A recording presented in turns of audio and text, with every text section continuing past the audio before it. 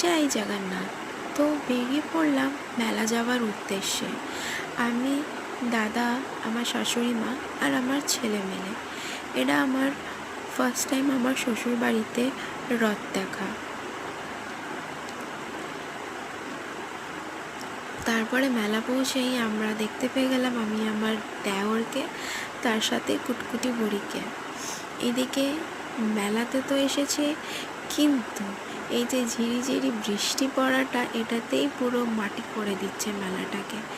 যাই হোক, বৃষ্টি তো হবেই, রথ মানেই বৃষ্টি। তাই এই ঝিরিঝিরি বৃষ্টিকে উপভোগ করতে চারিপাশটা ঘুরে ঘুরে দেখছিলাম আমরা সবাই মিলে।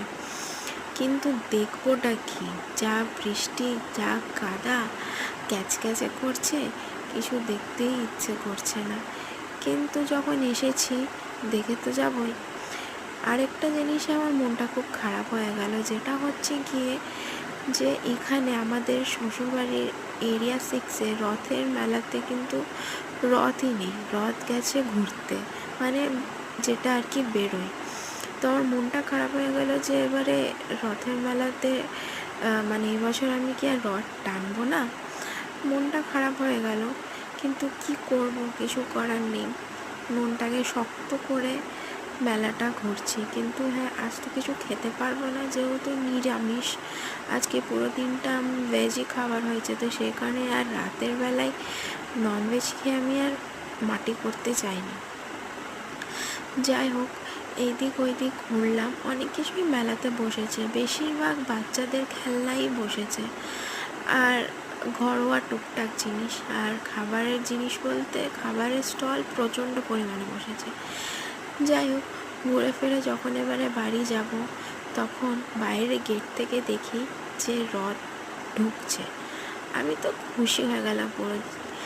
চলো, ফাইনালি যজ্ঞু দাদাকে দর্শন পেলাম। এবার নিশ্চয়ই এবারে রথ টানবো। তো এবারে দড়ি টানবো বলেই আমরা চলে গেলাম কাছাকাছি। যা ভিড় ছিল, অবস্থা খারাপ হয়ে গেছিলো। সঙ্গে আমার কোলে ছিল আমার ছেলে। ওই যে দেখতে পাচ্ছ, রথের দড়ি দিল। এবারে ফাইনালি রথের দড়ি টানবো।